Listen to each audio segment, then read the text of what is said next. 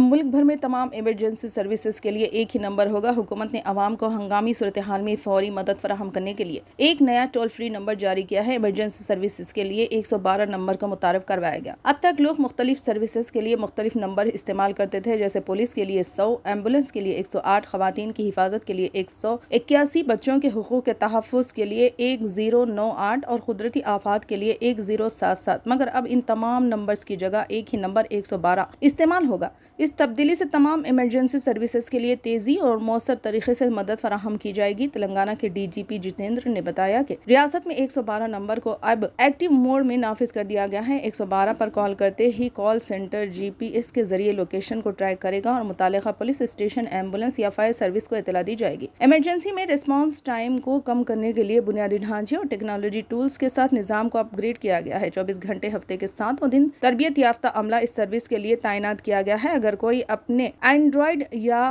iOS smart phone میں panic button دبائے گا تو فوری طور پر 112 پر کال چلی جائے گی۔ اسی طرح 112 انڈیا ایپ ڈاؤن لوڈ کر کے رجسٹر کیا جائے تو صرف ایک ٹچ پر پولیس، ایمبولینس اور فائر سروس دستیاب ہوگی۔ خواتین کے لیے خاص طور پر SOS فیچرز، جعلی کال سسٹم جیسے حفاظتی اقدامات بھی موجود ہیں۔ دوسری طرف اسکولوں، کالجوں اور کمیونٹی ہالز میں آگاہی پروگرام کیے جا رہے ہیں۔ سوشل میڈیا، اخبارات اور ٹی وی چینلز پر تشہیر کی جا رہی ہے۔ دیہی علاقوں میں موبائل آگاہی گاڑیوں کے ذریعے معلومات فراہم کی جا رہی ہے۔